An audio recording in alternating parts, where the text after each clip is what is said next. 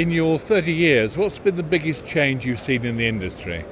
I've seen so much transformation. I can honestly say it's not the same place it was 30 years ago, and there's been many transformations throughout those years. I started with the company when we were predominantly focused on professional audio. And in recent years, we've been focusing more on end users that do music making and content creation, so up-and-coming sort of musicians and content makers, if you will. And now here we are at InfoComm talking about our significant portfolio of integrated systems product, and that's been one of our biggest growth areas in the company. So we've branched into new businesses, we've really changed our global footprint.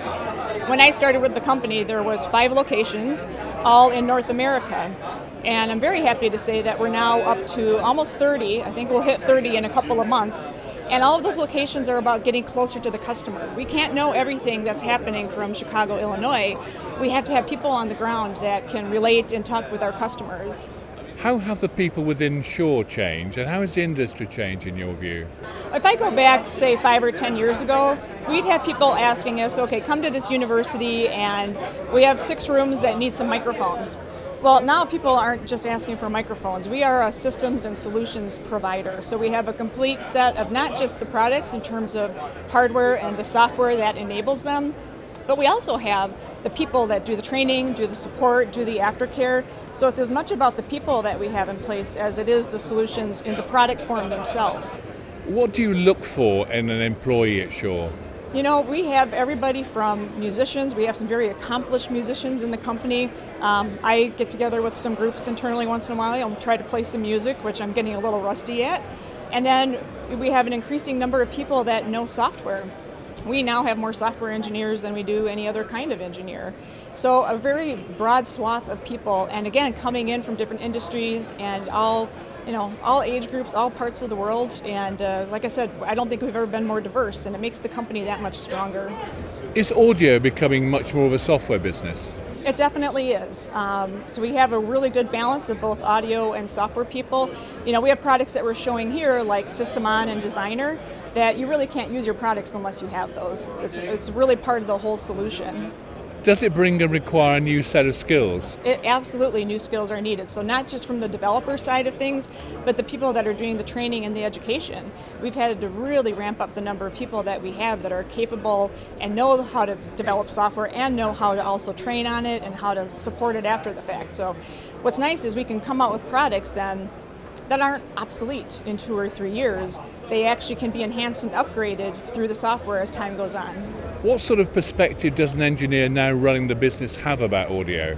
I think all engineers have something innate around problem solving. So our minds just kind of are always trying to think of alternatives, and it's interesting. My degree is in mechanical engineering, and I know a lot of mechanical engineers that are CEOs. So there is something there in terms of our process of thinking, and it brings a new, view into things. Music's a big passion of yours, isn't it?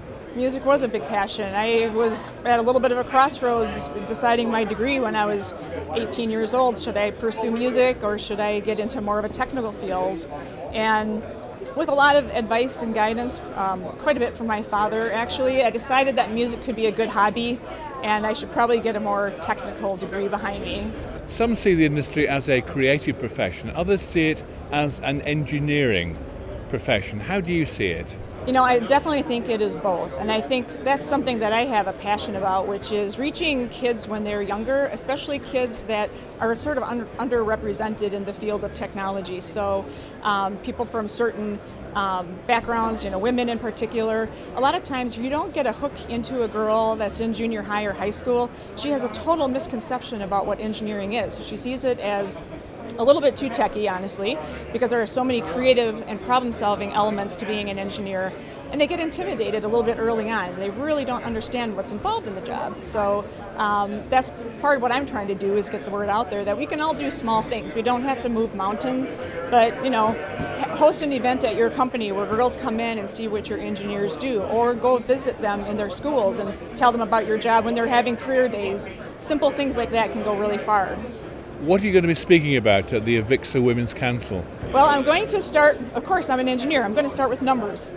So I have a lot of fact gathering that I've been doing. It's actually been really fun gearing up for that presentation because I did something like this about 8 years ago, and some of the numbers have changed Not too many of them though, so that's a little disappointing in terms of practicing engineers in the field. Mechanical engineering is actually one of the lowest. Only 7.9% of engineers that are practicing mechanicals are women, so it's one of the lowest. So I'll talk about those facts and figures, and then I'll get into why do girls have a misperception about what engineering is about and how can we change that. And then at the end I'll talk about why it's important. You can make a stronger company by paying attention to this kind of stuff. So it matters in terms of financials. It also matters in terms of being a better place to work. Some people see creative engineering rather than the word AV, and they don't really recognize the word AV itself. Do you find that worrying? Yeah, again, it's just like what I see in the field of engineering. There's just a lot of misconception about what it is. And until you educate people about that, they're still going to have that misconception. Do you think people are getting the message? Well, I think they are now more than ever. Again, being with a company for 30 years, you see it go through quite a transformation. And like I just said, when you look at companies that really are serious about diversity, their top lines are healthier, their bottom lines are healthier because they have a more complete view of what the customer needs and they're more intimate with their customers.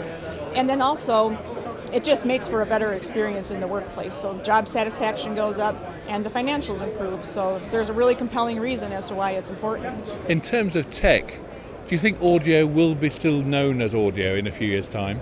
I think audio will still be known as audio. You always need that front-end transducer to receive the sound.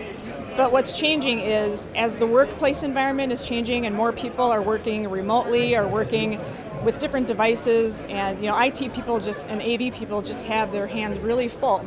And so we need to be keeping up with what their problems are. And that's why it's not just audio, it's all the accompaniment of software and the people around it that is changing. But audio will still be a really important component, I'm certain of that. How do you demonstrate what good audio is? We have what we call experience centers or demo centers, so people can actually come in, go into an actual huddle room, go into a boardroom and see how all of our products work.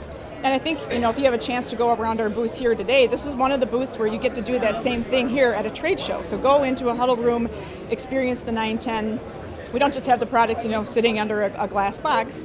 You actually get to see what they do in person. But it's really important that people have the chance to be able to do that, because otherwise, all you're doing is kind of showing them a list of specs, and they really have to have that experience like you were just talking about. In the next 4 to 5 years, where do you think audio is going to sit in a great AV mix? I think it's becoming more important. I think there used to be a lower barrier of entry in terms of audio quality, and now, because we have the background in developing good audio and listening to our customers, I think we have a leadership position on that, and marrying our products up with all the other technology, software, that's just going to take us to the next level. So we're paying a lot of attention, listening to people, kind of watching and observing what their problems are instead of just asking what they want. We have to be in those environments and see what kind of problems that they're having. What are you going to be doing to celebrate your 30 years with the company? I don't know what I'm going to do to celebrate. What they usually end up doing is sort of surprising me. I'm walking into what I think is just a regular meeting, and then there's a bunch of people in there that start clapping. So we sometimes surprise people with these. We give away service pins every year. That's an old tradition that we've maintained through the years. So I will be getting my 30-year pin, and I know I'm going to get surprised most likely. Well, you're worth more than a pin. What else are they going to give you to celebrate 30 years? Something a bit more glamorous, I hope. What I would like to do more glamorous and huge? That is when 6 years from now, Shure hits 100 years. That's when we'll have a big party. We just celebrated 94 years in April, so I think I'll save up the big splash for that.